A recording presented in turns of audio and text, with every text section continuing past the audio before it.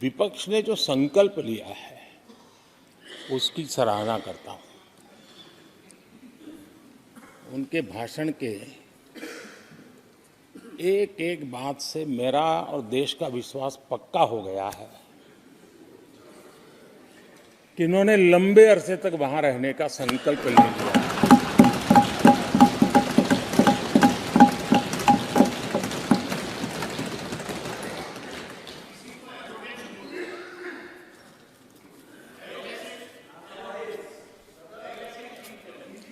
आप कई दशक तक जैसे यहां बैठे थे वैसे ही कई दशक तक वहां बैठने का आपका संकल्प, और जनता जनार्दन तो ईश्वर का रूप होती है। और आप लोग जिस प्रकार से इन दिनों मेहनत कर रहे हैं, मैं पक्का मानता हूं कि ईश्वर रूपी जनता जनार्दन आपको जरूर आशीर्वाद देगी और आप जिस ऊंचाई पे हैं उससे भी अधिक ऊंचाई पर जरूर पहुंचेंगे और अगले चुनाव में दर्शक दिशा में दिखेंगे।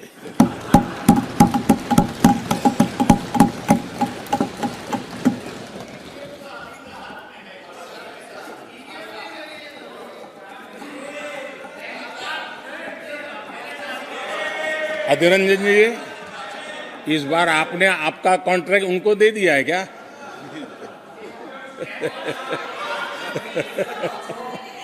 हमारे गीता में बोलते हैं कि अहंकारम बलम दर्पम। आपने इन्हीं चीजों को पचाया है।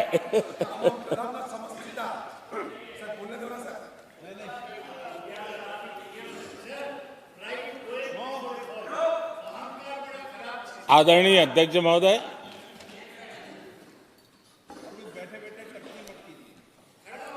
मैं देख रहा हूं कि आप में से बहुत लोग चुनाव लड़ने का हौसला भी खो चुके हैं। और मैंने सुना है बहुत लोग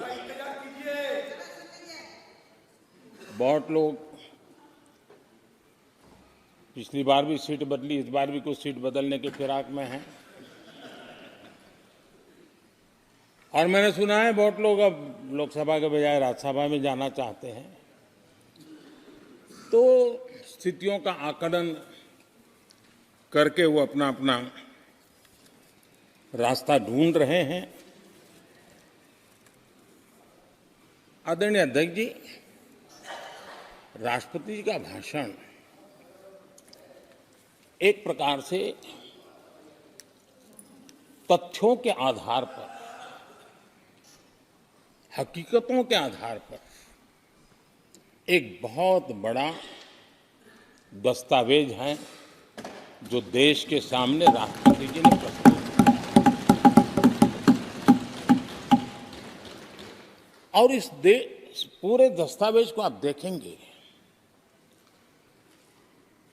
तो उन हकीकतों को समेटने का प्रयास किया है जिससे देश किस स्पीड से प्रगति कर रहा है, किस स्केल के साथ गतिविधियों का विस्तार हो रहा है, उसका लेखा जोखा आदरणीय राष्ट्रपति जी ने प्रस्तुत किया है। आदरणीय राष्ट्रपति जी ने भारत के उज्जवल भविष्य को ध्यान में रखते हुए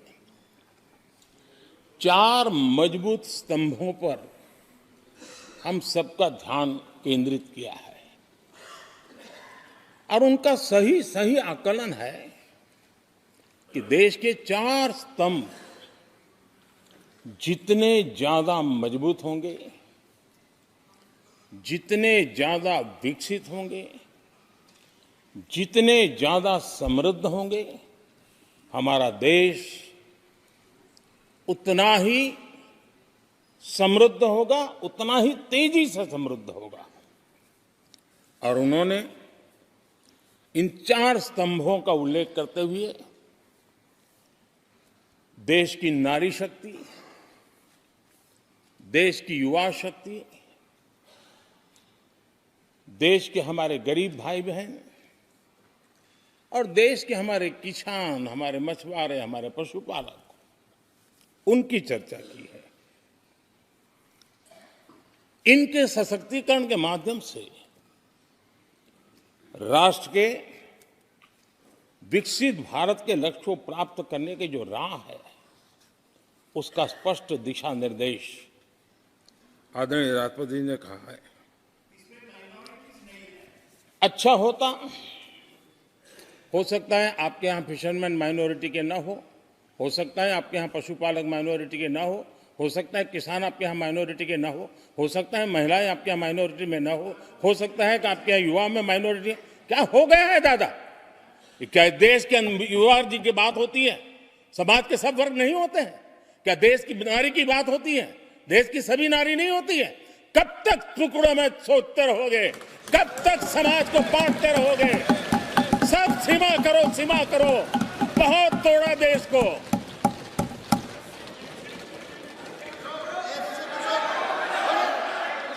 आदरणीय अध्यक्ष जी, अच्छा होता कि जाते जाते तो कम से कम इस चर्चा के दरमियान कुछ सकारात्मक बातें होती, कुछ सकारात्मक सुझाव आते। लेकिन हर बार की तरह आप सब साथियों ने देश को बहुत निराश किया,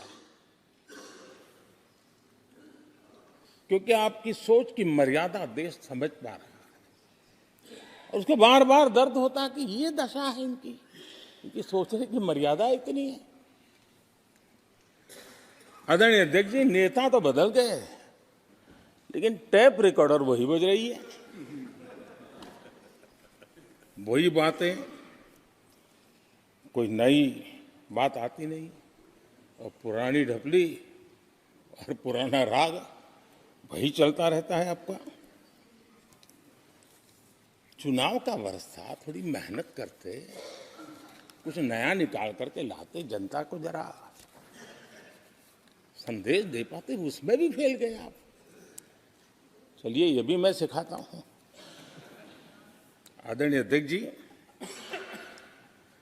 आज विपक्ष की जो हालत होगी ना, इसकी सबसे दोषी कांग्रेस पार्टी है।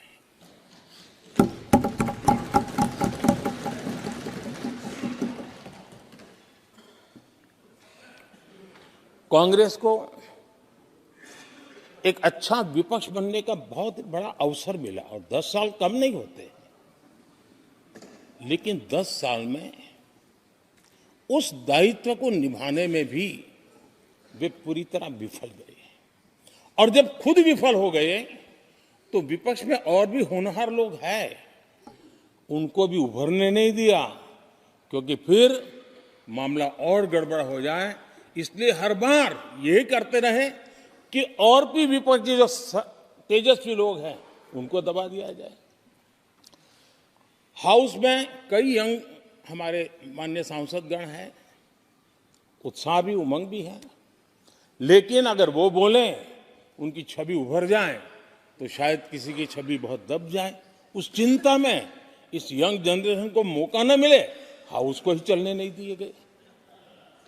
यानी एक प्रकार से इतना बड़ा नुकसान कर दिया है, खुद का भी, विपक्ष का भी, संसद का भी और देश का भी।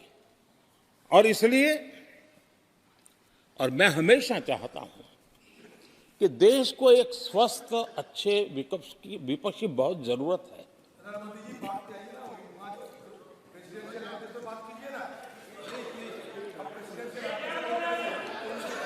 देश ने जितना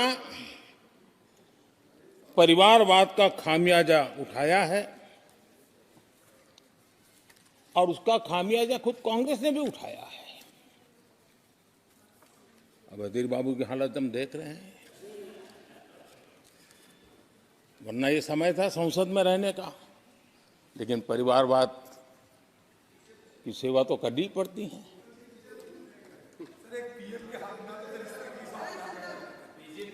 आदरणीय अध्यक्ष जी, अब हालत देखिए, हमारे खड़गे जी इस सदन से उस सदन शिफ्ट हो गए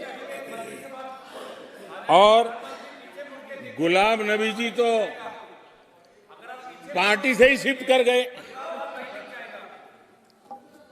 ये सब परिवारवाद के भेंट चढ़ गए।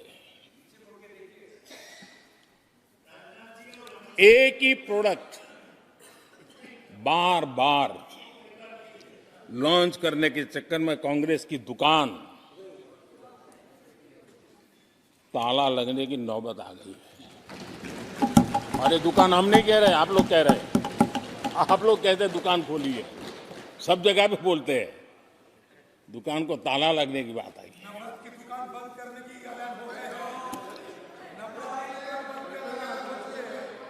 यहां हमारे दादा अपनी आदत छोड़ नहीं पाते हैं, वहां से बैठे बैठे कमेंट कर रहे हैं परिवारवाद की। मैं जरा समझा देता हूं, आज माफ करना अध्यक्ष महोदय, मैं जरा समय ले रहा हूं। आज हम किस परिवारवाद की चर्चा करते हैं? अगर किसी परिवार में अपने बलबूते पर जन समर्थन से एक से अधिक अनेक लोग अगर राजनीतिक क्षेत्र में भी प्रगति करते हैं, उसको हमने कभी परिवारवाद नहीं कहा है। हम परिवारवाद की चर्चा वो करते हैं जो पार्टी परिवार चलाता है, जो पार्टी परिवार के लोगों को प्राथमिकता देती है, जो पार्टी के सारे निर्णय परिवार के लोग ही करते हैं, वो परिवारवाद है। न राजनाथ जी की कोई पॉलिटिकल पार्टी है, न अमित शाह की कोई पॉलिटिकल पार्टी है। और इसलिए जहां एक परिवार को पार्टियां लिखी जाती हैं, वो लोकतंत्र में उचित नहीं है। लोकतंत्र में पार्टी अनेक, एक परिवार के 10 लोग राजनीति में आए, कुछ बुरा नहीं है। हम तो चाहते हैं नौजवान लोग आए।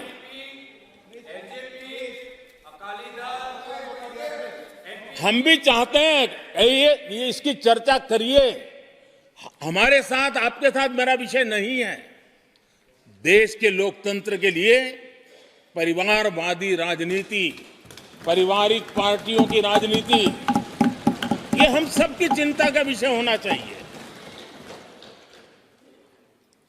और इसलिए मैं किसी परिवार के 2 लोग अगर प्रगति करते हैं, उसको तो मैं स्वागत करूंगा। 10 लोग प्रगति करें, मैं स्वागत करूंगा। देश में जितनी नई पीढ़ी अच्छे लोग आए, स्वागत योग्य है। सवाल यह है कि परिवार ही पार्टियां चलाती है। पक्का है कि ये अध्यक्ष नहीं होगा तो उसका बेटा होगा, ये नहीं होगा तो उसका बेटा होगा।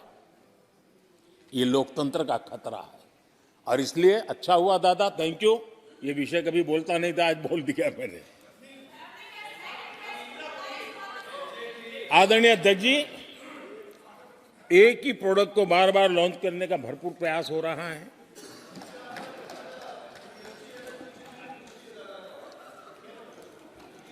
आदरणीय अध्यक्ष जी, कांग्रेस एक परिवार में उलझ गई है। देश के करोड़ों परिवार की आकांक्षाएं और उपलब्धियां वो देख पा ही नहीं रहे, देख सकते नहीं। अपने परिवार के बाहर देखने की तैयारी नहीं है। और कांग्रेस में एक कैंसिल कल्चर डेवलप हुआ है। कुछ भी है कैंसिल, कुछ भी है कैंसिल। एक ऐसे कैंसिल कल्चर में कांग्रेस फंस गई है। अगर हम कहते हैं मेक इन इंडिया, तो कांग्रेस कहती है कैंसिल। हम कहते हैं आत्मनिर्भर भारत, कांग्रेस कहती है कैंसिल। हम कहते हैं वोकल फॉर लोकल, कांग्रेस कहती है कैंसिल। हम कहते हैं वंदे भारत ट्रेन, कांग्रेस कहती है कैंसिल। हम कहते हैं संसद की नई इमारत, कांग्रेस कहती है कैंसिल। यानी मैं हैरान हूं, ये कोई मोदी की उपलब्धियां नहीं है, देश की उपलब्धियां है।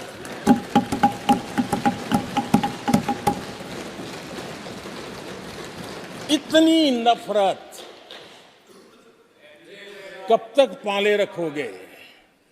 और उसके कारण देश की सफलताएं, देश के अचीवमेंट, उसको भी कैंसिल करके आप बैठ गए हो।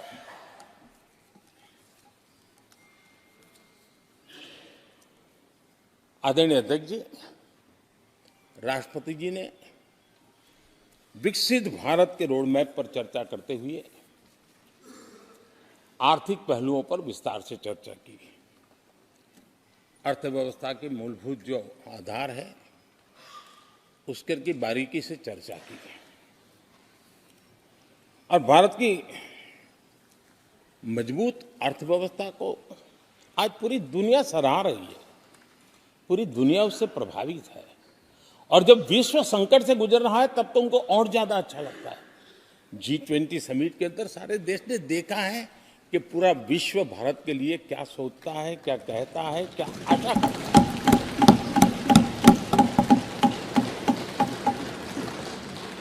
और इन सारे 10 साल के कार्यकाल के अनुभव के आधार पर आज की मजबूत अर्थव्यवस्था को देखते हुए जिस तेज गति से भारत विकास कर रहा है,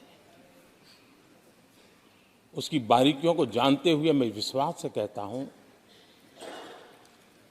और इसीलिए मैंने कहा है कि हमारे तीसरे टर्म में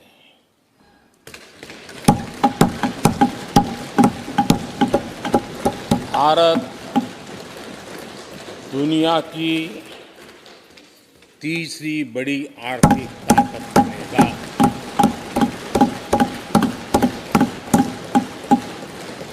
और ये मोदी की गारंटी है।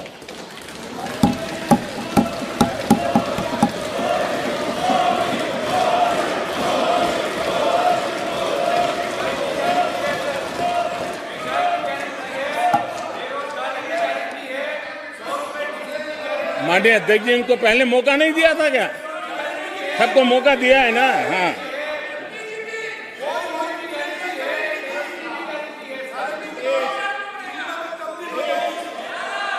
आदरणीय अध्यक्ष जी,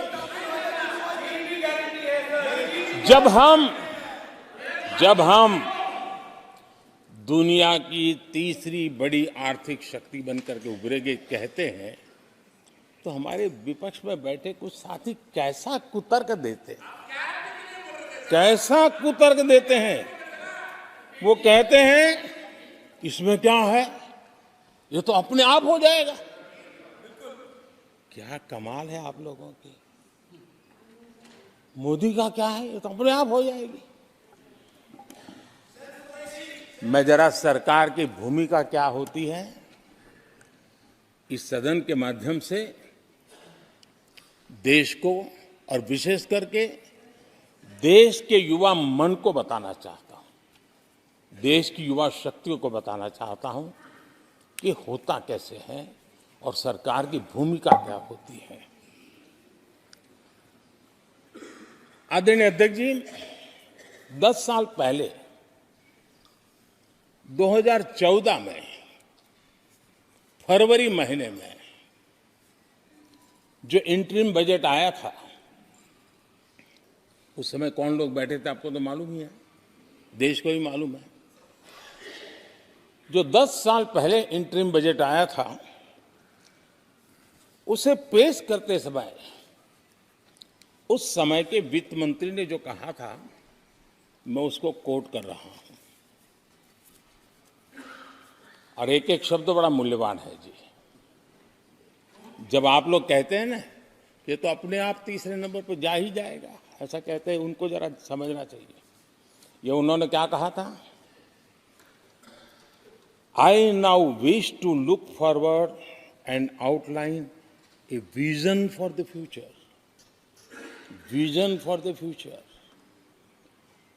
पूरे ब्रह्मांड के सबसे बड़े अर्थशास्त्री बोल रहे थे। I now wish to look forward and outline a vision for the future.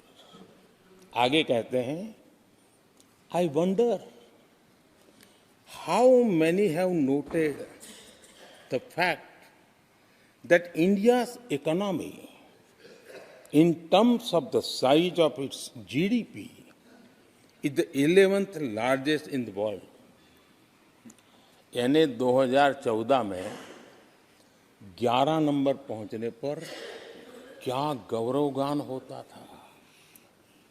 आज 5 पर पहुंच गए और आपको क्या हो गया, क्या हो गया।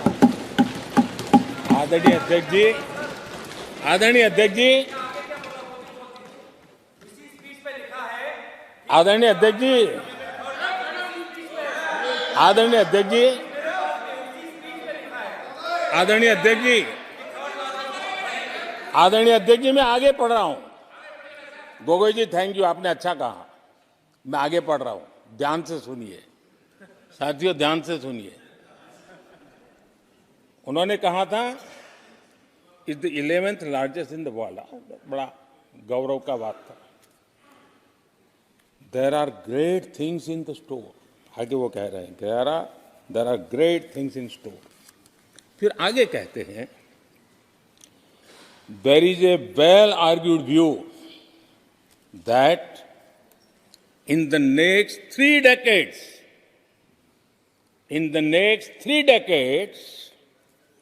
India's nominal GDP will take the country to the 3rd rank after the US and China. उस समय ये ब्रह्मांड के बड़े अर्थशास्त्री कह रहे थे कि तीसरे नंबर पर 30 साल में हम पहुंच जाएंगे। 30 साल। और फिर कहा था ये मेरा विजन जो मैं, मनमोहन सिंह नहीं थे उस वक्त, मनमोहन सिंह नहीं थे। बहुत लोग हैं जो ये ख्यालों में रहते हैं वो ब्रह्मांड के सबसे बड़ी अर्थशास्त्री है। ये लोग 2014 में कह रहे हैं और विजन क्या देखते हैं 2044, यानी 2044 तक तीसरी अर्थव्यवस्था की बात। ये इनकी सोच, ये इनकी मर्यादा, सपना भी देखने का सामर्थ्य खो चुके थे लोग। संकल्प तो दूर की बात थी। 30 साल का इंतजार करने के लिए मेरे देश की युवा पीढ़ी को कह कर गए थे, लेकिन हम आज आपके सामने विश्वास से खड़े हैं, इस पवित्र सदन में खड़े हैं और मैं आपको विश्वास दिलाता हूं कि 30 साल हम नहीं लगने देंगे। ये मोदी की गारंटी है। मेरे तीसरे कार्यकाल में देश दुनिया की तीसरी आर्थिक शक्ति बन जाए।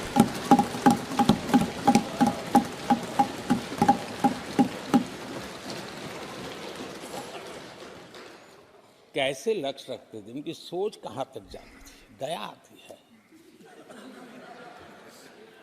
और आप लोग 11 नंबर पे बड़ा गर्व कर रहे थे, अब 5 नंबर पहुंचा दिए जी।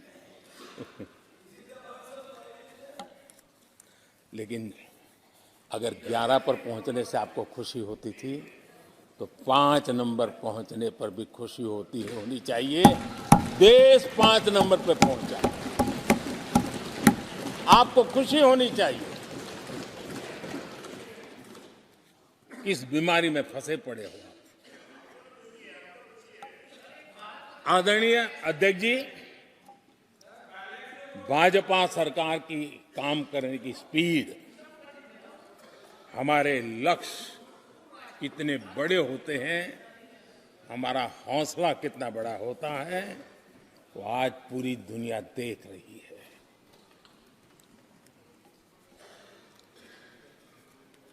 और आदरणीय अध्यक्ष जी, एक कहावत है हमारे उत्तर प्रदेश में, खास एक कहावत कही जाती है, 9 दिन चले 2.5 कोस।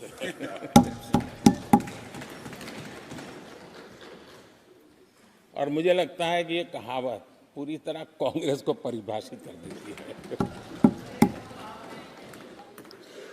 ये कांग्रेस की सुस्त रफ्तार, कांग्रेस की सुस्त रफ्तार का कोई मुकाबला नहीं। आज देश में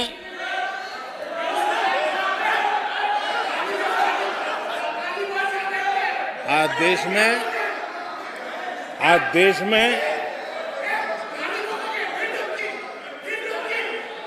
देश में जिस रफ्तार से काम हो रहा है, कांग्रेस सरकार इस रफ्तार की कल्पना भी नहीं कर सकती। आदरणीय अध्यक्ष जी, शहरी गरीबों के लिए आदरणीय अध्यक्ष जी, हमने गरीबों के लिए 4 करोड़ घर बनाए।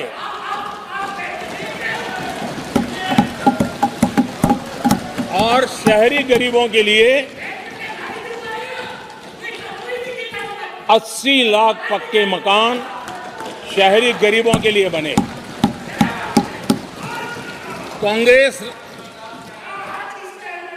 अगर कांग्रेस की रफ्तार से घर बने होते तो क्या हुआ होता, मैं इसका हिसाब लगाता हूं। अगर कांग्रेस की जो रफ्तार थी उस प्रकार से चला होता तो 100 साल लगते, इतना काम करने में 100 साल लगते, 5 पीढ़ियां गुजर जाती। आदरणीय अध्यक्ष जी, 10 वर्ष में 40,000 किलोमीटर रेलवे ट्रैक का इलेक्ट्रिफिकेशन हुआ। अगर कांग्रेस की रफ्तार से देश चलता, इस काम को करने में 80 साल लग जाते। एक प्रकार से 4 पीढ़ियां गुजर जाती।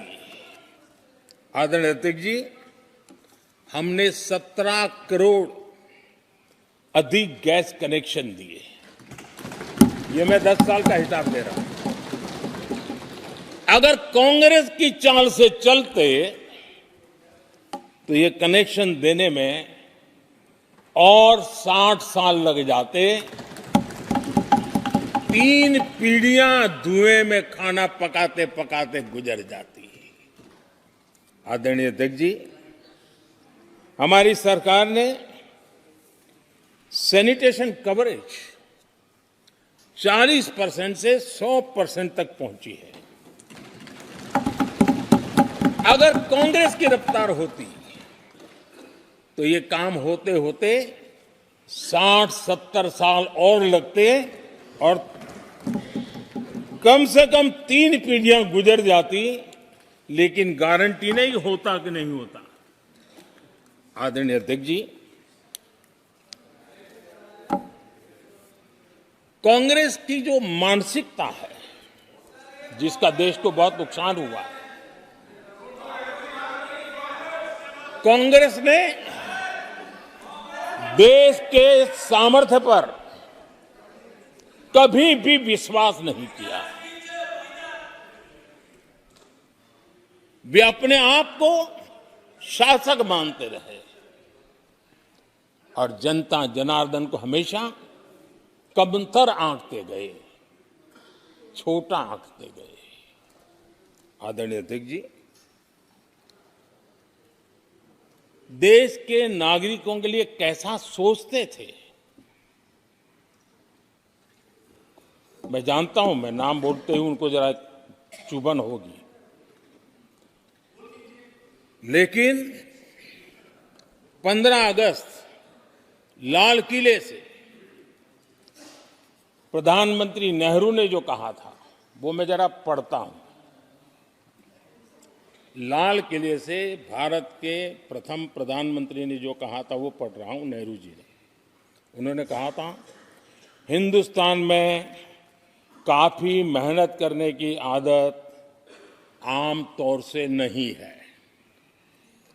हम इतना काम नहीं करते जितना कि यूरोप वाले या जापान वाले या चीन वाले या रूस वाले या अमेरिका वाले करते हैं।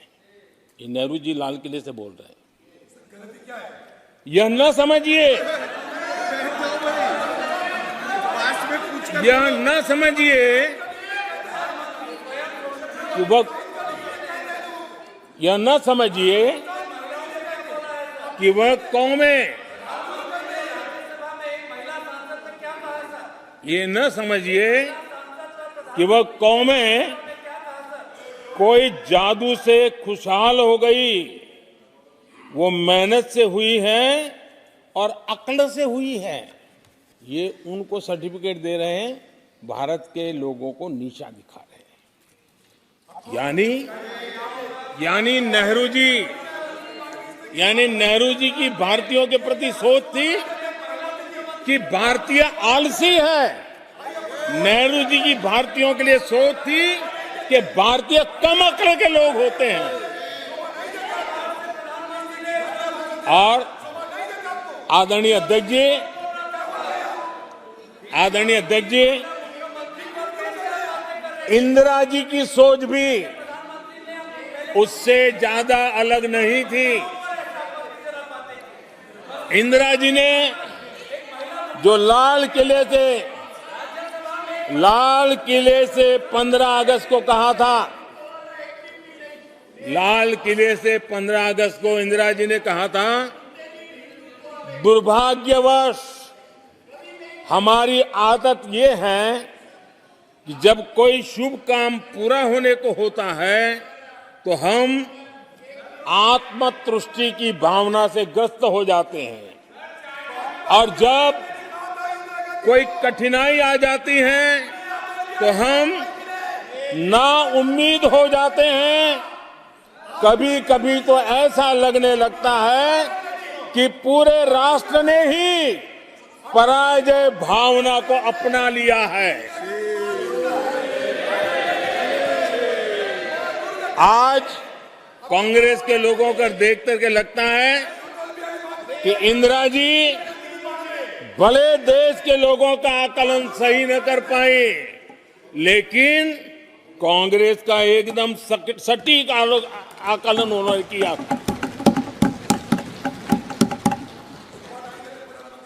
कांग्रेस के शाही परिवार के लोग मेरे देश के लोगों को ऐसा ही समझते थे, उनके विषय में ऐसे ही सोचते। और आज भी वही सोच देखने को मिलती है। माननीय अध्यक्ष जी,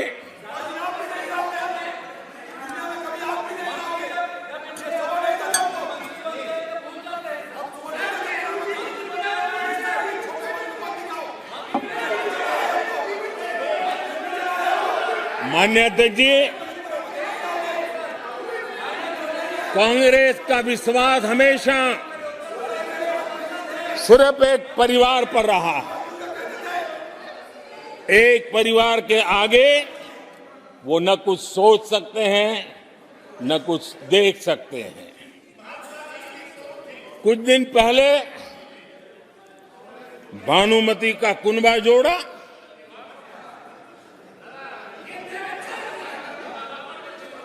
लेकिन फिर एकला चलो रे करने लग गए। कांग्रेस के लोगों ने नया मोटर मैकेनिक का काम सीखा है और इसलिए अलाइनमेंट क्या होता है उसका ज्ञान तो हो गया होगा, लेकिन मैं देख रहा हूं अलायंस का ही अलाइनमेंट बिगड़ गया।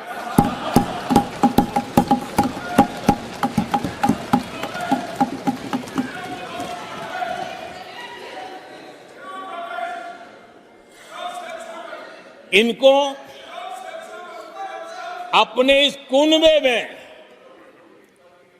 अगर एक दूसरे पर विश्वास नहीं है तो ये लोग देश पर विश्वास कैसे करेंगे। आदरणीय अध्यक्ष जी, हमें देश के सामर्थ्य पर भरोसा है, हमें लोगों की शक्ति पर भरोसा है। आदरणीय अध्यक्ष जी, देश की जनता ने हमें जब पहली बार सेवा करने का अवसर दिया तो हमने पहले कार्यकाल में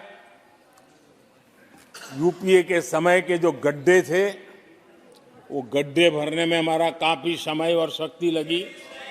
हम पहले कार्यकाल में वो गड्ढे भरते रहे। हमने दूसरे कार्यकाल में नए भारत की नींव रखी और तीसरे कार्यकाल में हम विकसित भारत को निर्माण को नई गति देंगे। आदरणीय अध्यक्ष जी, पहले कार्यकाल में हमने स्वच्छ भारत, उज्ज्वला,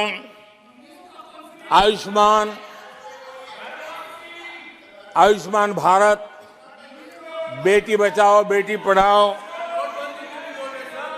उसी प्रकार से सुगम्य भारत, डिजिटल इंडिया, ऐसे कितने ही जनहित के कामों को अभियान का स्वरूप देकर के आगे बढ़ाए। टैक्स व्यवस्था आसान हो, इसके लिए जीएसटी जैसे निर्णय लिए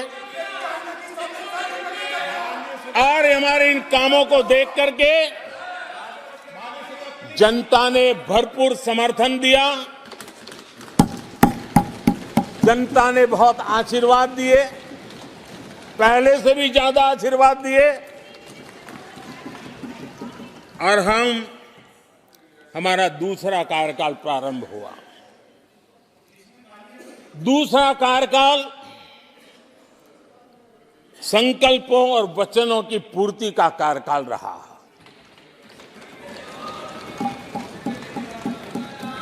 जिन उपलब्धियों का देश लंबे समय से इंतजार कर रहा था, वो सारे काम हमने दूसरे कार्यकाल में पूरे होते देखे। हम सबने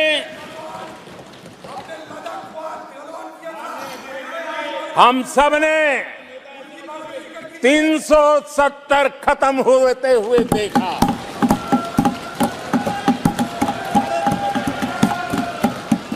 इन्हीं माननीय सांसदों के आंखों के सामने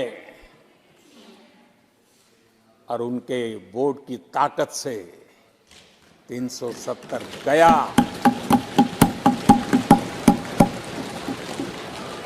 नारी शक्ति वंदन अधिनियम ये दूसरे कार्यकाल में कानून बना।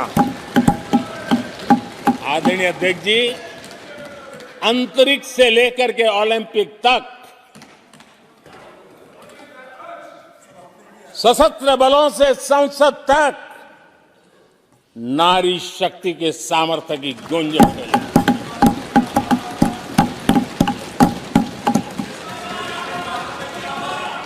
ये नारी शक्ति के सशक्तिकरण को आज देश ने देखा है। आदरणीय अध्यक्ष जी, उत्तर से दक्षिण तक, पूरब से पश्चिम तक लोगों ने दशकों से अटकी भटकी लटकी योजनाओं को समयबद्ध तरीके से पूरे होते हुए देखा। आदरणीय अध्यक्ष जी, अंग्रेजी शासन के पुराने दंड प्रधान कानूनों से हम प्लीज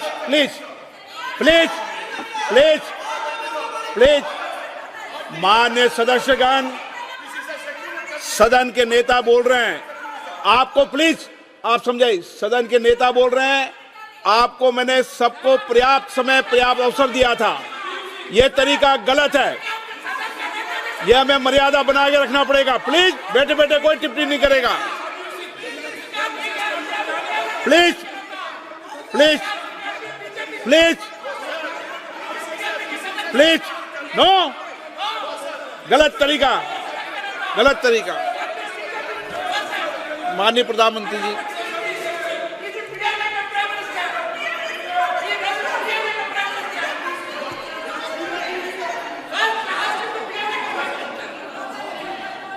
ये तरीका है क्या आपका?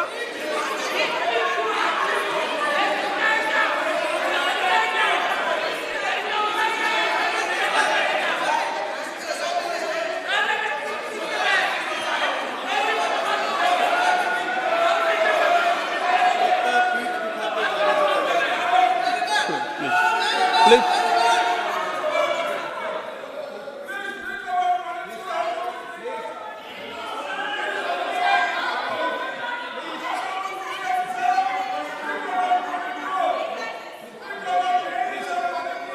आदरणीय अध्यक्ष जी,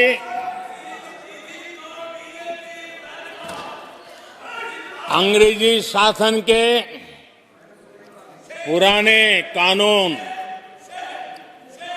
जो दंड प्रधान थे,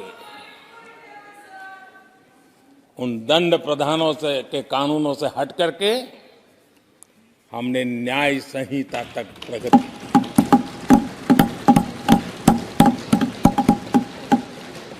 हमारी सरकार ने सैकड़ों ऐसे कानूनों को समाप्त किया जो अप्रासंगिक हो गए थे। सरकार ने 40,000 से ज्यादा कंप्लायंसेस खत्म कर दिए। आदरणीय अध्यक्ष जी, भारत ने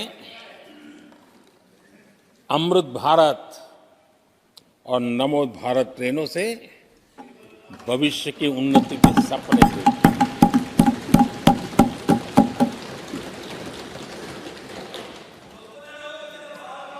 आदरणीय अध्यक्ष जी, देश के गांव-गांव ने, देश के कोटि-कोटि जनों ने विकसित भारत की संकल्प यात्रा देखी है और सैचुरेशन के पीछे कितनी मेहनत की जाती है, उसके हक की चीज उसको मिले, उसके दरवाजे दस्तक देकर के देने का प्रयास देश पहली बार देख रहा है। आदरणीय अध्यक्ष जी, भगवान राम, आदरणीय अध्यक्ष जी, भगवान राम न सिर्फ अपने घर लौटे, बल्कि एक ऐसे मंदिर का निर्माण हुआ जो भारत की महान सांस्कृतिक परंपरा को नई ऊर्जा देता रहेगा। और आदरणीय अध्यक्ष जी, अब हमारी सरकार का तीसरा कार्यकाल भी बहुत दूर नहीं है। ज्यादा से ज्यादा 100-125 दिन बाकी है। और अब की बार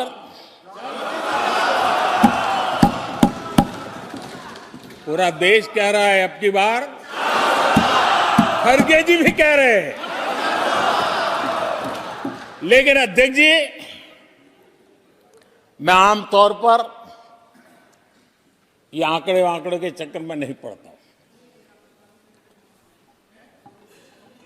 लेकिन मैं देख रहा हूं देश का मिजाज एनडीए को तो 400 पार करवा ही के रहेगा, लेकिन भारतीय जनता पार्टी को 370 सीट अवश्य देगा।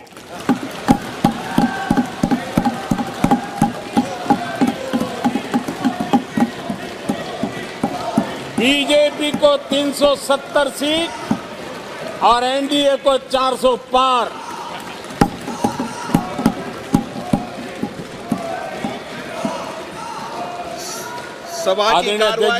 सभा की कार्रवाई इस विषय की समाप्ति तक बढ़ा दी जाए। आदरणीय अध्यक्ष जी, हमारा तीसरा कार्यकाल बहुत बड़े फैसलों का होगा।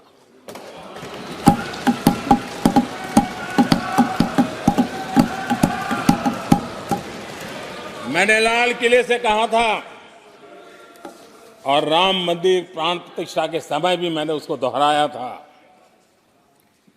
मैंने कहा था देश को अगले 1000 वर्षों तक समृद्ध और सिद्धि के शिखर पर देखना चाहिए। तीसरा कार्यकाल अगले 1000 वर्षों के लिए एक मजबूत नींव रखने का कार्यकाल होगा।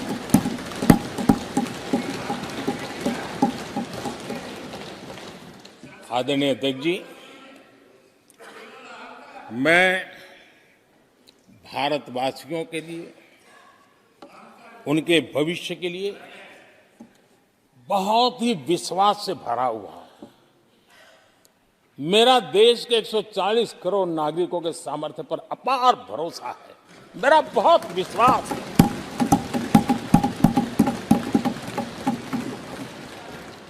दस वर्षों में 25 करोड़ लोग गरीबी से बाहर आए, ये सामर्थ्य दिखाता है। आदरणीय अध्यक्ष जी, मैंने हमेशा कहा है कि गरीब को अगर साधन मिले, गरीब को अगर संसाधन मिले, गरीब को अगर स्वाभिमान मिले, तो हमारा गरीब गरीबी को परास्त करने का सामर्थ्य रखता है। और हमने वो रास्ता चुना और मेरे गरीब भाइयों ने गरीबी को परास्त करके दिखाया है। और इसी सोच के साथ हमने गरीब को साधन दिए, संसाधन दिए, सम्मान दिया, स्वाभिमान दिया। 50 करोड़ गरीबों के पास आज बैंक खाता है। कभी वो बैंक से गुजर नहीं पाता। 4 करोड़ गरीबों के पास पक्का घर है। घर उसके स्वाभिमान को एक नया सामर्थ्य देता है। 11 करोड़ से अधिक परिवारों को पीने का शुद्ध जल पानी नल से मिल रहा है। 55 करोड़ से अधिक गरीबों को आयुष्मान भारत कार्ड मिला है। घर में कोई भी बीमारी आ जाए, उस बीमारी के कारण फिर से वो गरीबी की तरफ लुढ़क ना जाए, उसको भरोसा है कितनी भी बीमारी क्यों ना आ जाए, मोदी बैठा है। 80 करोड़ लोगों को मुफ्त अनाज की सुविधा दी गई है। आदरणीय अध्यक्ष जी, मोदी ने उनको पूछा जिनको पहले कोई पूछता तक नहीं था। देश में पहली बार रेहड़ी पटरी वाले साथियों के बारे में सोचा गया। पीएम स्वनिधि योजना से आज वो ब्याज के चक्कर से बाहर निकले, बैंक से पैसे लेकर अपने कारोबार को बढ़ा रहे हैं। देश में पहली बार हाथ का हुनर जिनका सामर्थ्य है, जो राष्ट्र का निर्माण भी करते हैं, ऐसे मेरे विश्वकर्मा साथियों के बारे में सोचा गया। उनको आधुनिक टूल, आधुनिक ट्रेनिंग, पैसों की मदद, विश्व एक मार्केट उनके लिए खुल जाए, ये मेरे विश्वकर्मा भाइयों के लिए हमने कहा। देश में पहली बार पीवीटीजी यानी जनजातियों में भी अति पिछड़े जो हमारे भाई बहन हैं, संख्या बहुत कम है, वोट के हिसाब से किसी को नजर नहीं जाती। हम वोट से परे हैं, हम दिलों से जुड़े हैं और इसलिए पीवीटीजी जातियों के लिए पीएम जनमन योजना बना करके उनके कल्याण का मिशन मोड में काम उठाया है। इतना ही नहीं, सरहद के जो गांव थे जिनको आखिरी गांव करके छोड़ दिया गया था, हमने वो आखिरी गांव को पहला गांव बना करके विकास की पूरी दिशा बदल दी। आदरणीय अध्यक्ष जी, मैं जब बार बार मिलेट्स की वकालत करता हूं, मिलेट्स की दुनिया के अंदर जाकर के चर्चा करता हूं, G20 के देशों को लोगों के सामने गर्व के साथ मिलेट्स परोसता हूं, इसके पीछे मेरे दिल में 3 करोड़ से ज्यादा मेरे छोटे किसान हैं जो मिलेट की खेती करते हैं। इनका कल्याण, इससे हम जुड़े हुए हैं। आदरणीय अध्यक्ष जी, जब मैं वोकल फॉर लोकल की बात करता हूं, जब मैं मेक इन इंडिया की बात करता हूं, तब मैं करोड़ों गृह उद्योग, लघु उद्योग, कुटीर उद्योग, उससे जुड़े हुए मेरे लाखों परिवारों के साथ उनके कल्याण के लिए सोचता हूं। आदरणीय अध्यक्ष जी, खादी, कांग्रेस पार्टी ने उसको भुला दिया, सरकारों ने भुला दिया। आज मैं खादी के ताकत देने में सफलतापूर्वक आगे बढ़ा हूं, क्योंकि खादी के साथ, हैंडलूम के साथ करोड़ों बुनकरों की जिंदगी लगी हुई है। मैं उनके कल्याण को देखता हूं। आदरणीय अध्यक्ष जी, हमारी सरकार हर कोने में गरीबी को निकालने के लिए, गरीब को समृद्ध बनाने के लिए अनेक विविध प्रयासों को कर रही है। जिनके लिए वोट बैंक ही था, उनके लिए उनका कल्याण संभव नहीं था। हमारे लिए उनका कल्याण राष्ट्र का कल्याण है और इसलिए हम उसी रास्ते पर चल रहे हैं। आदरणीय अध्यक्ष जी, कांग्रेस पार्टी ने, यूपीए सरकार ने ओबीसी समुदाय के साथ भी कोई न्याय नहीं किया, अन्याय किया। इन लोगों ने ओबीसी नेताओं का अपमान करने में कोई कोर कसर नहीं छोड़ी है।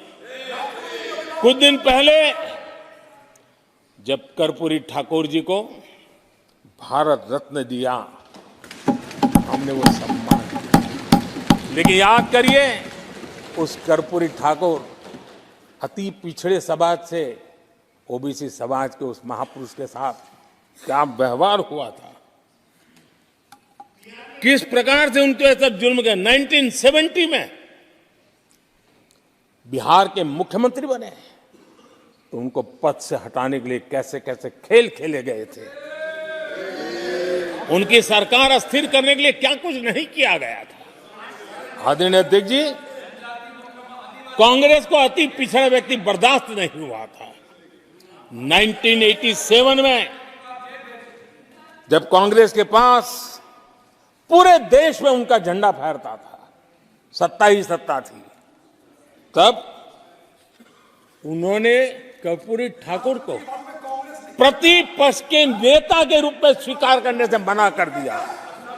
और कारण क्या दिया? वो संविधान का सम्मान नहीं कर सकते। जिस कर्पूरी ठाकुर ने पूरा जीवन लोकतंत्र के सिद्धांतों के लिए, संविधान की मर्यादाओं के लिए खपा दिया, उनका अपमान करने का काम कांग्रेस पार्टी ने किया था। आदरणीय अध्यक्ष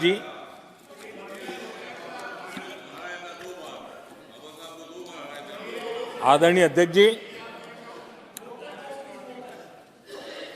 कांग्रेस के हमारे साथियों को आजकल इस पर बहुत चिंता जताते हैं कि सरकार में ओबीसी कितने लोग हैं, कितने पद पर कहाँ, उसके हिसाब किताब करते रहते हैं। लेकिन मैं हैरान हूं, उनको इतना सबसे बड़ा ओबीसी नजर नहीं आता है। कहाँ आंखें बंद करके बैठ जाते हैं। आदरणीय अध्यक्ष जी, जरा मैं ये दुनिया भर की चीजें करते हैं। मैं कहना चाहता हूं ये ओबीसी जात ये क्लास है। ये यूपीए के समय एक एक्स्ट्रा कॉन्स्टिट्यूशनल बॉडी बनाई गई थी जिसके सामने सरकार की कुछ नहीं चलती थी। नेशनल एडवाइजरी काउंसिल, जरा कोई निकाल करके देखे उसमें क्या कोई ओबीसी था क्या? जरा निकाल के देखिए। इतनी बड़ी बड़ी पावरफुल बॉडी बनाई थी और वो तो अपॉइंट कर रहे थे। आदरणीय अध्यक्ष जी, पिछले 10 वर्षों में नारी शक्ति के सशक्तिकरण को लेकर के अनेक विध कदम उठाए गए। नारी के नेतृत्व में समाज के सशक्तिकरण पर काम किया गया है। आदरणीय अध्यक्ष जी, अब देश की बेटी, हिंदुस्तान में कोई ऐसा सेक्टर नहीं है जहां देश की बेटियों के लिए दरवाजे बंद हो।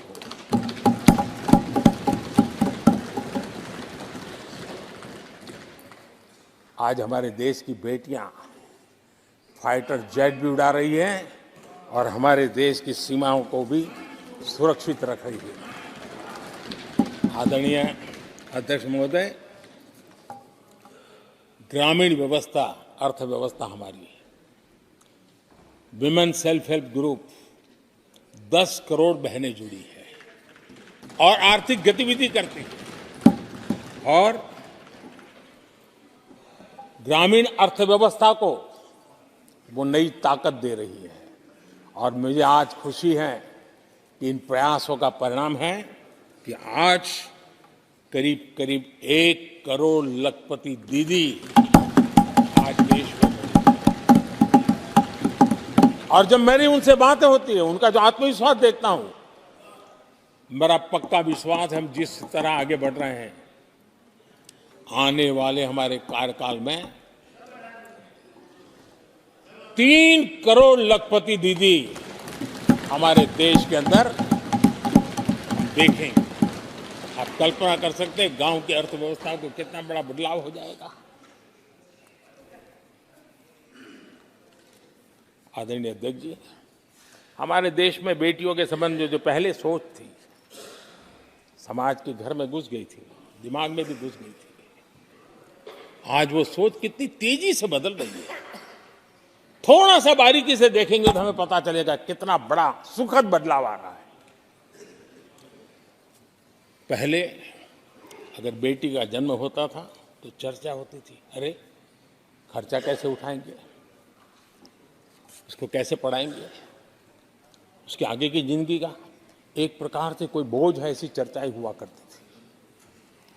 आज बेटी पैदा होती है तो पूछा जाता है, अरे सुकन्या समृद्धि अकाउंट खुला कि नहीं खुला? बदलाव। आदरणीय जी, पहले सवाल होता था प्रेग्नेंट होने पर नौकरी नहीं कर पाओगे। पहले ये बात होती थी प्रेग्नेंट होने पर नौकरी नहीं कर पाओगे।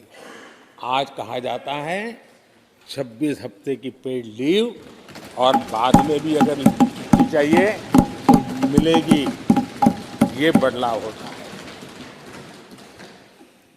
पहले समाज में सवाल होते थे कि महिला होकर नौकरी क्यों करना चाहती हो, क्या पति की सैलरी कम पड़ रही, ऐसे सवाल होते थे। आज लोग पूछ रहे हैं, मैडम आपका जो स्टार्टअप है ना बहुत प्रगति कर रहा है, क्या मुझे नौकरी मिलेगी? ये बदल है।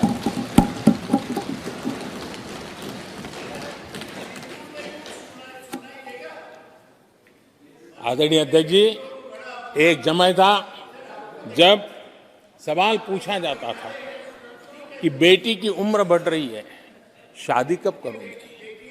बेटी की उम्र बढ़ रही है, शादी कब करोगे? आज पूछा जाता है बेटी पर्सनल और प्रोफेशनल दोनों कामों को संतुलित कितना बढ़िया करते हो, कैसे करते हो?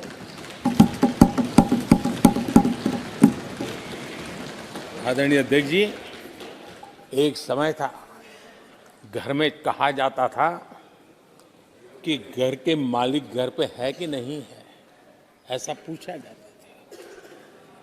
घर के मुखिया को बुलाइए, ऐसा कहते थे। आज किसी के घर जाते हैं तो घर महिला के नाम पर, बिजली का बिल उसके नाम पर आता है, पानी गैस सब उसके नाम पर। तो परिवार के मुखिया की जगह आज मेरी माताएं बहन, ये बदलाव अमृतकाल में विकसित भारत का हमारा जो संकल्प है ना, इसकी एक बहुत बड़ी शक्ति के रूप में उभरने वाला है और मैं उस शक्ति के दर्शन कर पा रहा हूं। आदरणीय अध्यक्ष महोदय,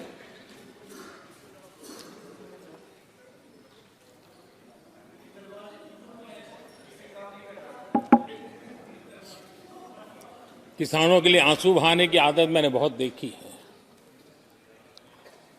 किसानों के साथ कैसा कैसा विश्वासघात किया गया है, ये देश ने देखा है। कांग्रेस के समय कृषि के लिए कुल वार्षिक बजट होता था 25,000 करोड़ रुपया। आदरणीय अध्यक्ष जी, हमारी सरकार का बजट है 1.25 लाख करोड़ रुपया। आदरणीय अध्यक्ष जी, कांग्रेस ने अपने 10 साल के कार्यकाल में 7 लाख करोड़ रुपया का धान और गेहूं किसानों से खरीदा था। हमने 10 वर्ष में करीब 18 लाख करोड़ का धान गेहूं।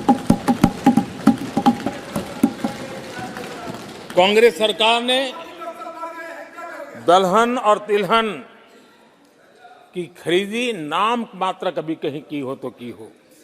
हमने 1.25 लाख करोड़ रुपए से भी अधिक का दलहन और तिलहन खरीद किया है। हमारे कांग्रेस के साथियों ने पीएम किसान सम्मान निधि का मड़ा उड़ाया और जब मैंने मेरी पहली टर्म में ये योजना शुरू की थी तो मुझे याद है कि झूठा नैरेटिव की जो फैशन चल पड़ी है, गांव में जाके कहा जाता था कि देखिए ये मोदी के पैसे मत लेना, ये चुनाव एक बार जीत गया तो सारे पैसे ब्याज समेत तुमसे वापस मांगेगा। ऐसा झूठ फैलाया गया था, किसानों को इतना मूर्ख बनाने की कोशिश की गई थी।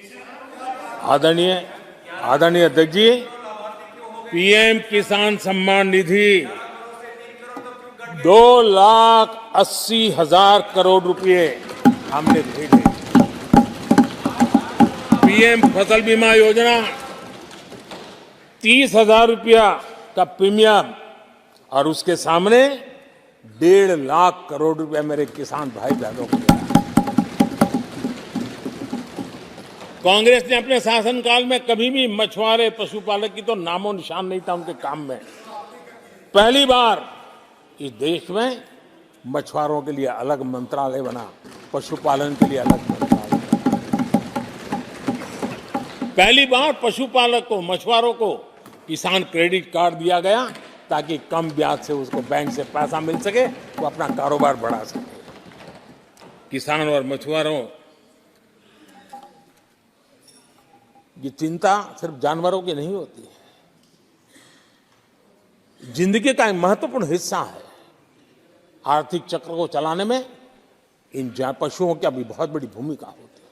हमने फुट एंड माउथ डिसीज, उससे हमारे पशुओं को बचाने के लिए 50 करोड़ से ज्यादा टीके लगाए हैं, पहले कभी सोचा नहीं। आदरणीय अध्यक्ष महोदय, आज भारत में युवाओं के लिए जितने नए अवसर बने हैं, ये पहले कभी नहीं बने। आज पूरी वोकेबलरी बदल गई है। शब्द पूरे जो पहले कभी सुनने को नहीं मिलते थे, वो बोलचाल के सहज दुनिया में शब्द आ चुके हैं। आज चारों तरफ स्टार्टअप्स की गूंज है, यूनिकॉर्न्स चर्चा में है। आज डिजिटल क्रिएटर्स एक बहुत बड़ा वर्ग हमारे सामने है। आज गीग इकोनॉमी की चर्चा हो रही है। ये युवाओं के जुबान पर ये नए भारत की नई वोकेबलरी है, ये नई आर्थिक साम्राज्य की नई परिवेश है, नई पहचान है। ये सेक्टर युवाओं के लिए रोजगार के लाखों नए अवसर बना रहे हैं। 2014 से पहले डिजिटल इकोनॉमी की साइज ना के बराबर थी, बहुत ज्यादा उसकी चर्चा भी नहीं थी। आज भारत दुनिया की डिजिटल इकोनॉमी है, अग्रणी है। लाखों युवा इससे जुड़े हैं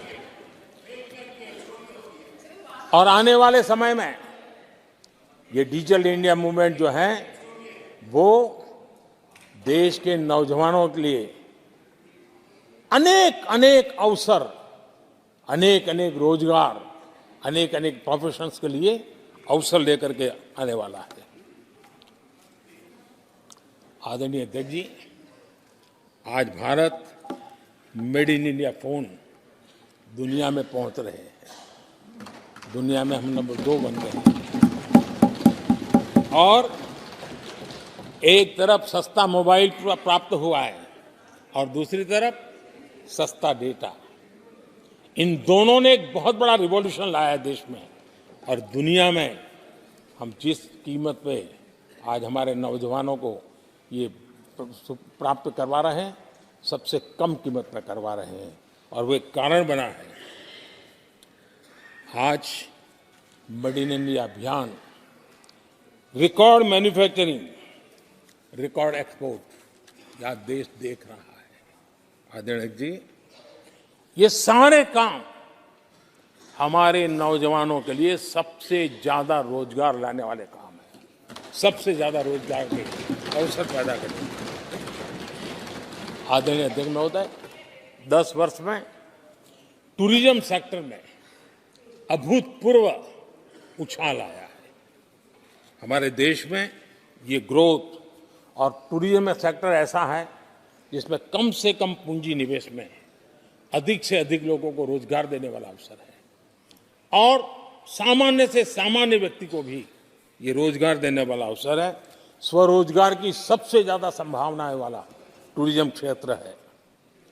10 वर्ष में एयरपोर्ट 2 गुने बने। भारत सिर्फ एयरपोर्ट बने ऐसा नहीं है, भारत दुनिया का तीसरा बड़ा डोमेस्टिक एविएशन सेक्टर बना, दुनिया के तीसरे बड़े। हम सबको खुशी होनी चाहिए। भारत की जो एयरलाइंस कंपनियां हैं उन्होंने 1000 नए एयरक्राफ्ट के ऑर्डर दिए। देश में 1000 नए एयरक्राफ्ट,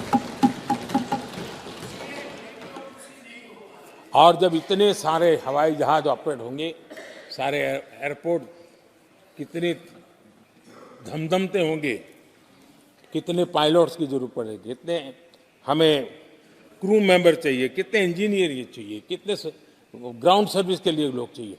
यानी रोजगारी के नए नए क्षेत्र खुलते जा रहे हैं। एविएशन सेक्टर भारत के लिए एक बहुत बड़ा नया अवसर बनकर के आया है। आदरणीय अध्यक्ष जी,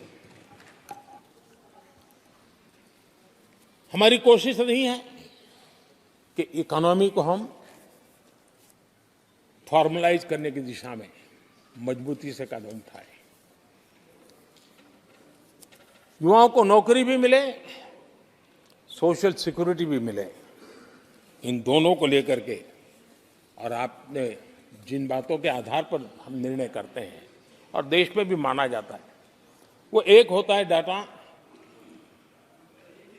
ईपीएफओ का। ईपीएफओ में जो रजिस्ट्रेशन होता है, 10 साल में करीब 18 करोड़ नए सब्सक्राइबर आए और वो तो सीधा पैसों से जुड़ा खेल होता है, उसमें फर्जी नाम नहीं होते हैं। मुद्रा लोन पाने वालों में 8 करोड़ लोग ऐसे हैं जिन्होंने जीवन में पहली बार कारोबार अपना शुरू किया है, बिजनेस। और जब मुद्रा लोन लेता है तो खुद तो रोजगारी पाता है, 1 या 2 और लोगों को भी रोजगारी देता है, क्योंकि उसका काम ऐसा होता है। हमने लाखों स्ट्रीट वेंडर्स को सपोर्ट किया है। 10 करोड़ महिलाएं एसएचजी से जुड़ी, जैसा मैंने कहा, 1 लाख, लखपति दीदी 1 करोड़, ये अपने आप में बहुत। और मैंने जैसा कहा, हम 3 करोड़ के टारगेट को। आदरणीय अध्यक्ष जी, कुछ आंकड़े हैं जो अर्थशास्त्री समझते हैं, नहीं, सामान्य मानवी भी समझता है। 2014 से पहले के 10 वर्षों में इंफ्रास्ट्रक्चर के निर्माण में करीब करीब 12 लाख करोड़ का बजट था। 10 साल में 12 लाख करोड़। बीते 10 वर्षों में इंफ्रास्ट्रक्चर निर्माण के अंदर बजट 44 लाख करोड़, 44 लाख करोड़। रोजगार कैसे बढ़ते हैं इससे समझ आता है। आदरणीय अध्यक्ष जी, इस राशि से जितनी बड़ा मात्रा में काम हुआ है, उसके कारण इतने लोगों को रोजी रोटी मिली है, इसका आप अंदाज कर सकते हैं। हम भारत को मैन्युफैक्चरिंग का, रिसर्च का, इनोवेशन का हब बने, उस दिशा में देश की युवा शक्ति को प्रोत्साहित कर रहे हैं, व्यवस्थाएं विकसित कर रहे हैं, आर्थिक मदद के योजनाएं बना रहे हैं। आदरणीय अध्यक्ष जी, एनर्जी के क्षेत्र में हम हमेशा डिपेंडेंट रहे। एनर्जी के सेक्टर में हमें आत्मनिर्भर होने की दिशा में बहुत कुछ करने की आवश्यकता है, और हमारी कोशिश है ग्रीन एनर्जी की तरफ। हाइड्रोजन को लेकर के हम बहुत बड़ी मात्रा में आगे बढ़ रहे हैं, उसमें अभूतपूर्व निवेश। उसी प्रकार से दूसरा क्षेत्र है जिसमें भारत को लीड लेनी होगी, वो है सेमीकंडक्टर। पिछली सरकारों ने जितने प्रयास किए लेकिन सफलता नहीं मिली। अब हम जिस स्थिति में पहुंचे हैं, मैं विश्वास से कहता हूं कि हमारे 3 दशक खराब भले हो गए, लेकिन आने वाला समय हमारा है। हम सेमीकंडक्टर के क्षेत्र में अभूतपूर्व निवेश में देख रहा हूं, और भारत दुनिया को एक बहुत बड़ा कंट्रीब्यूशन करेगा। इन सारे कारणों से आदरणीय अध्यक्ष जी, क्वालिटी जॉब की संभावनाएं बहुत बढ़ने वाली है, और जिसके कारण समाज में जैसे जैसे हमने एक अलग स्किल मिनिस्ट्री बनाई, उसके पीछे ही तो ये है कि देश के नौजवानों को हुनर मिले और ऐसे अवसर मिले, और हम इंडस्ट्री 4.0 उसके लिए मैन पावर को तैयार करते हुए आगे बढ़ने की दिशा में काम कर रहे हैं। आदरणीय अध्यक्ष जी, यहाँ महंगाई को लेकर के काफ़ी कुछ बातें की गई है। मैं जरूर चाहूँगा कि देश के सामने कुछ सच्चाइयाँ आनी चाहिए। इतिहास गवाह है, जब भी कांग्रेस आती है महंगाई लाती है।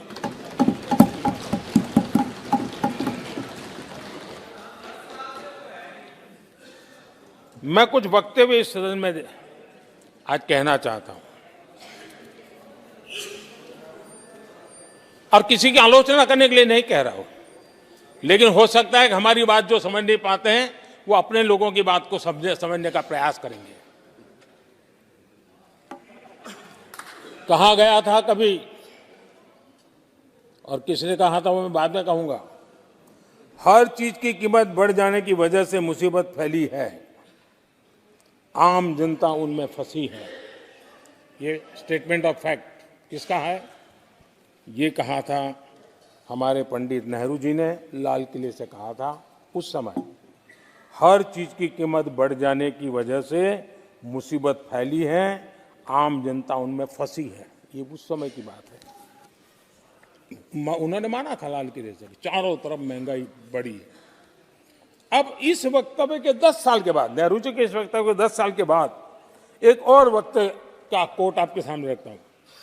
आप लोग, मैं कोट बता रहा हूं, आप लोग आजकल भी कुछ दिक्कतों में हैं, परेशानियों में हैं, महंगाई की वजह से। कुछ तो लाचारी है, पूरी तौर से काबू की बात नहीं हो पा रही हमारे इस समय में। हालांकि वो काबू में आएगी। 10 साल के बाद भी महंगाई के यही गीत कहे गए थे, और ये किसने कहा था?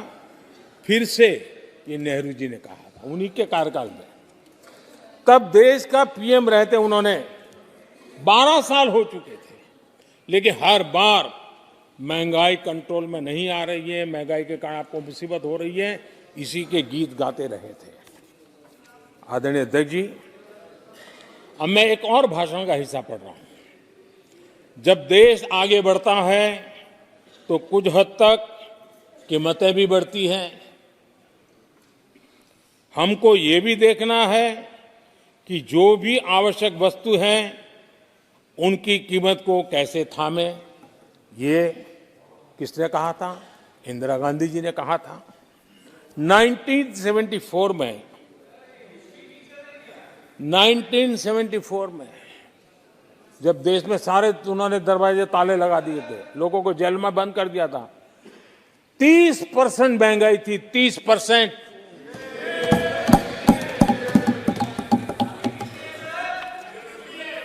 आदरणीय अध्यक्ष जी,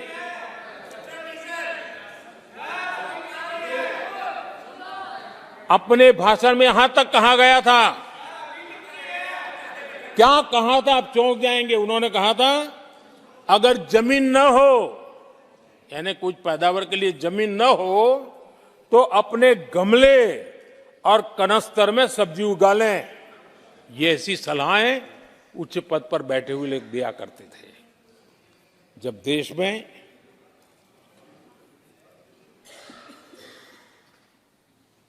महंगाई को लेकर के 2 गाने सुपर हिट हुए थे हमारे देश में, घर घर गाए जाते थे। एक महंगाई मार गई और दूसरा महंगाई डायन खाए जा, डायन खाए जात है। और ये दोनों गाने कांग्रेस के शासनकाल में आए। आदरणीय अध्यक्ष जी, यूपीए के शासनकाल में महंगाई डबल डिजिट में थी, डबल डिजिट में महंगाई थी, इसको नकार नहीं सकते हैं। और यूपी का सरकार का तर्क क्या था जी? असंवेदनशीलता। ये कहा गया था कि महंगी आइसक्रीम खा सकते हो तो महंगाई का रोना क्यों रो रहे हो? ये कहा गया था, ये कहा गया था। जब भी कांग्रेस आई है, उसने महंगाई को ही मजबूत किया। आदरणीय अध्यक्ष जी, हमारी सरकार ने महंगाई को लगातार नियंत्रण में रखा है। दो युद्ध के बावजूद और 100 साल में आए सबसे बड़े संकट के बावजूद महंगाई नियंत्रण में है और हम कर पाए हैं।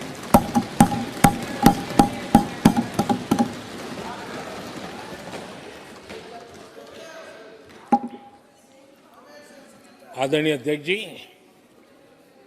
यहां पर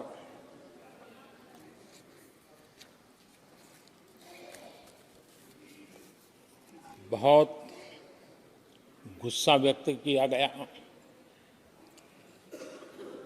जितना हो सका उतने कठोर शब्द में गुस्सा व्यक्त किया गया। उनका दर्द मैं समझता हूं,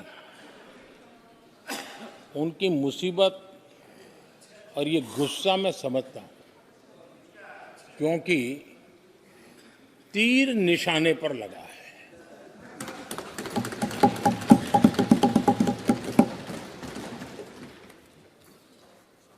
भ्रष्टाचार पर एजेंसियां एक्शन ले रही हैं, उसको लेकर भी इतना गुस्सा, क्या क्या शब्दों का प्रयोग किया जा रहा है। आदरणीय अध्यक्ष जी, 10 साल पहले हमारे सदन में, पार्लियामेंट में क्या चर्चा होती थी?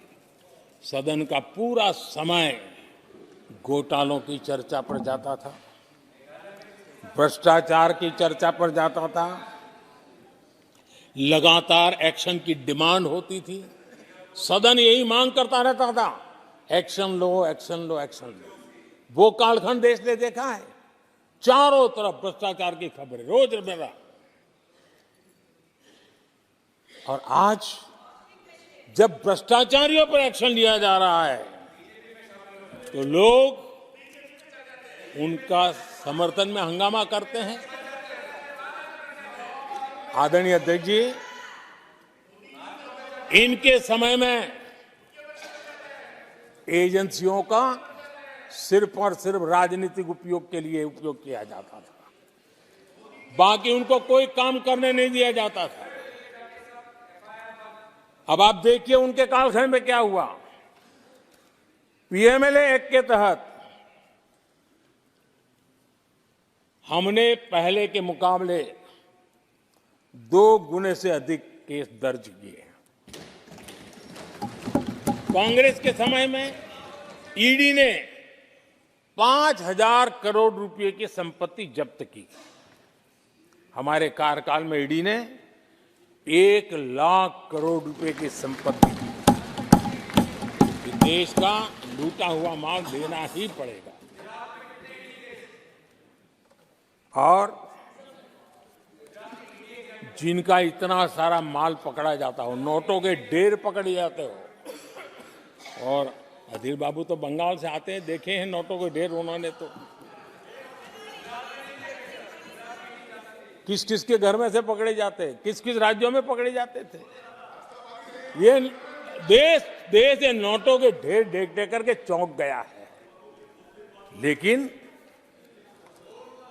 अब जनता को आप मूर्ख नहीं बना सकते। जनता देख रही है कि किस प्रकार से यूपीए सरकार में जो भ्रष्टाचार की बातें होती थी उसका टोटल 10-15 लाख करोड़ का रहा है, चर्चा होती थी। हमने लाखों करोड़ के घोटाले तो अटकाए, लेकिन उन सारे पैसों को गरीबों के काम लगा दिया, गरीबों के कल्याण के लिए।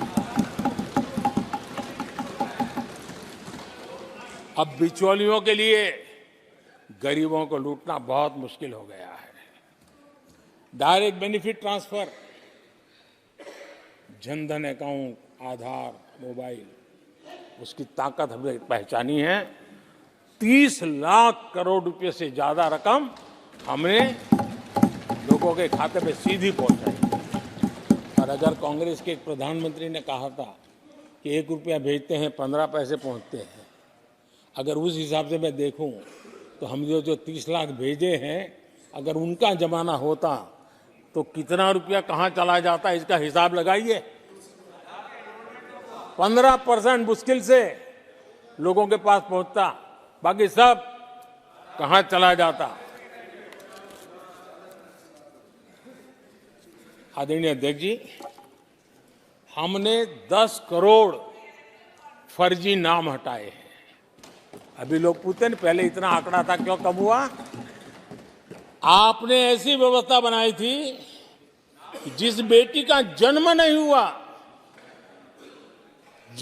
हुआ उसको आपके यहां से विधवा पेंशन जाते थे।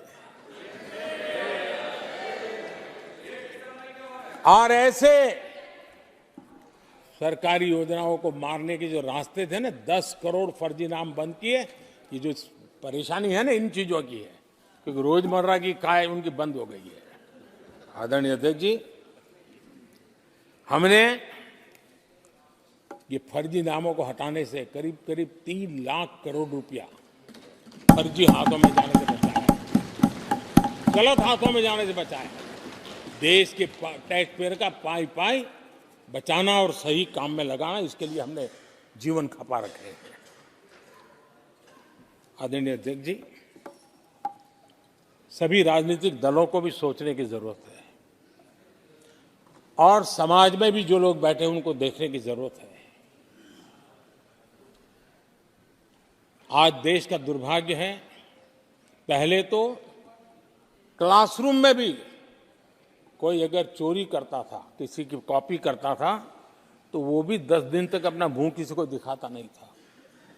आज जो भ्रष्टाचार के आरोप जिन पे सिद्ध हो चुके हैं, जो जेलों में समय निकाल करके पैरोल पर आए, आज वॉशिंग मशीन से भी बड़ा कंधे पे लेकर के महिमा मंडन कर रहे हैं ऐसे चोरों का सार्वजनिक जीवन में। कहां ले जाना चाहते हो देश को तुम? जो सजा हो चुकी है, मैं ये तो समझता हूं कि आरोप जो है उनके लिए तो आप सोच सकते हैं, लेकिन जो गुनाह सिद्ध हो चुका है, जो सजा काट चुके हैं, जो सजा काट रहे हैं, ऐसे लोगों का महिमा मंडन करते हो आप? कौन सा कल्चर और देश की भावी पीढ़ी को क्या प्रेरणा देना चाहते हो आप? कौन से रास्ते और ऐसी कौन सी आपकी मजबूरी है?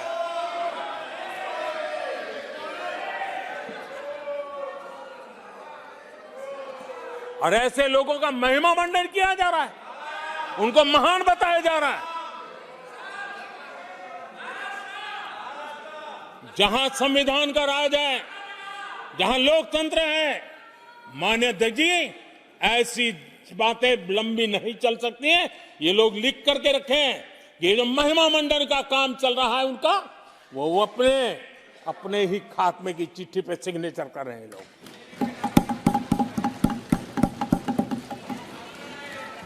आदरणीय अध्यक्ष जी, जांच करना ये एजेंसियों का काम है। एजेंसियां स्वतंत्र होती हैं और संविधान ने उनको स्वतंत्र रखा हुआ है, और जज करने का काम न्यायाधीश का है। जज करने का काम न्यायाधीश का है और वो अपना काम कर रहे हैं। और अध्यक्ष जी, मैं इस पवित्र सदन में फिर से दोहराना चाहूंगा, जिसको जितना जुल्म मुझ पर करना है कर ले, मेरी भ्रष्टाचार के खिलाफ लड़ाई चलती रहेगी। जिसने देश को लूटा है उनको लौटाना पड़ेगा, जिन्होंने देश को लूटा है उनको लौटाना पड़ेगा। ये मैं देश को इस सदन की पवित्र जगह से वादा करता हूं। जिसको जो आरोप लगाना है लगा लें, लेकिन देश को लूटने नहीं दिया जाएगा, और जो लूटा है वो लौटाना पड़ेगा। आदरणीय अध्यक्ष जी, देश सुरक्षा और शांति का एहसास कर रहा है। देश पिछले 10 वर्ष की तुलना में सुरक्षा के क्षेत्र में देश आज वाकई सशक्त हुआ है। आतंकवाद, नक्सलवाद एक छोटे दायरे में अब सिमटा हुआ है।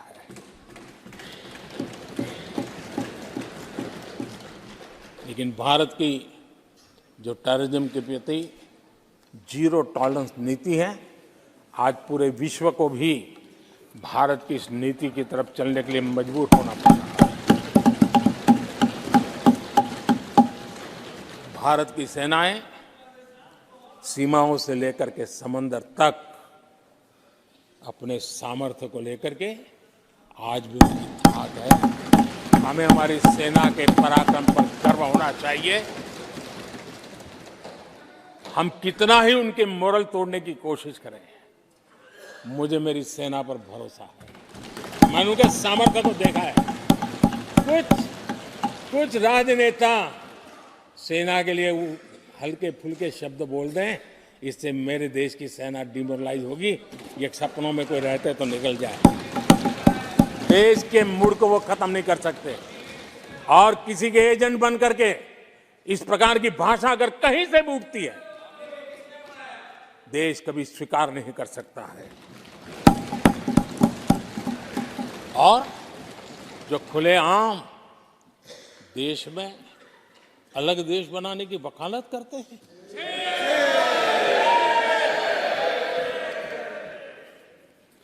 जोड़ने की बातें छोड़ो, तोड़ने की कोशिश करिए। आपके अंदर क्या पड़ा हुआ है? क्या इतने टुकड़े करके अभी भी आपके मन को समाधान नहीं हुआ है? देश के इतने टुकड़े कर चुके हो आप, और टुकड़े करना चाहते हो? कब तक करते रहोगे? आदरणीय अध्यक्ष जी, इसी सदन में अगर कश्मीर की बात होती थी तो हमेशा चिंता का स्वर निकलता था, छिटाकशी होती थी, आरोप प्रत्यारोप होते थे। आज जम्मू कश्मीर में अभूतपूर्व विकास की चर्चा हो रही है और गर्व के साथ हो रही है। पर्यटन लगातार बढ़ रहा है, G20 समिट होती है वहां, पूरा विश्व आज उसकी सराहना करता है।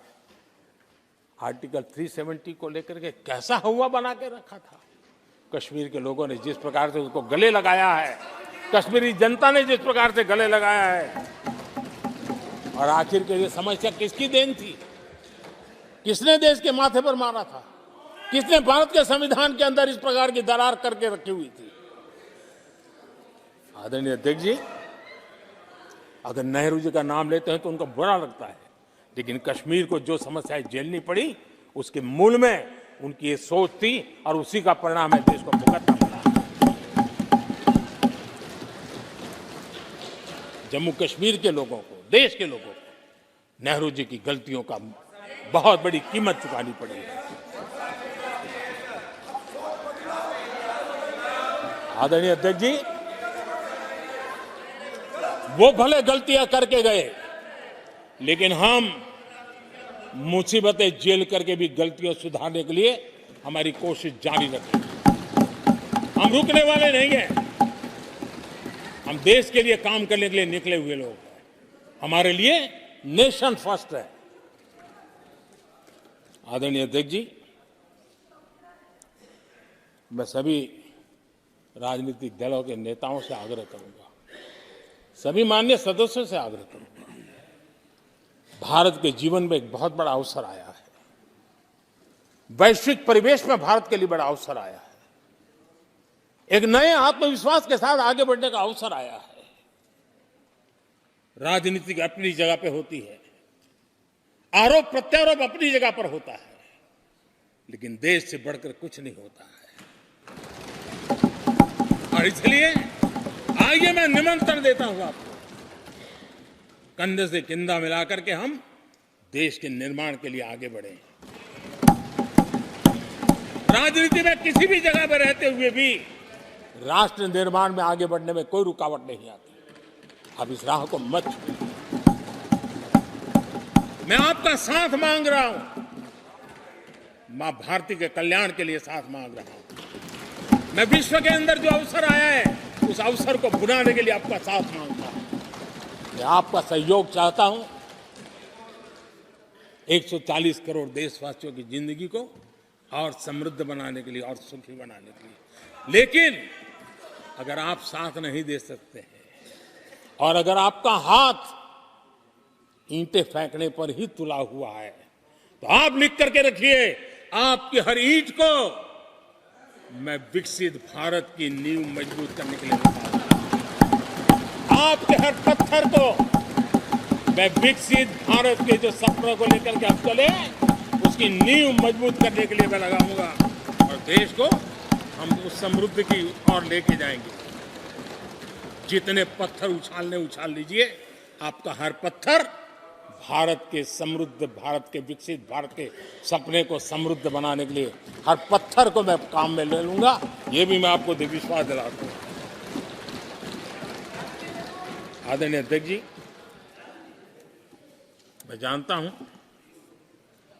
साथियों की तकलीफें मैं जानता हूं, लेकिन वो जो कुछ भी बोलते हैं मैं दुखी नहीं होता और दुखी होना भी नहीं चाहिए, क्योंकि मैं जानता हूं ये नामदार है, हम कामदार हैं और हम कामदारों को तो नामदारों से सुनना ही पड़ता है जी। तो नामदार कुछ भी कहते रहें, कुछ भी कहने का उनको तो जन्मजात अधिकार मिले हुए हैं और हम कामदारों को सुनना होता है। हम सुनते भी रहेंगे और देश को सहजते भी रहेंगे, देश को आगे बढ़ाते रहेंगे। आदरणीय अध्यक्ष जी, आपने मुझे इस पवित्र सदन में आदरणीय राष्ट्रपति जी के उद्बोधन को समर्थन करने के लिए बोलने का अवसर दिया। मैं आदरणीय राष्ट्रपति जी के उद्बोधन को समर्थन देते हुए धन्यवाद प्रस्ताव पर आभार व्यक्त करते हुए मेरी वाणी को विराम देता हूं।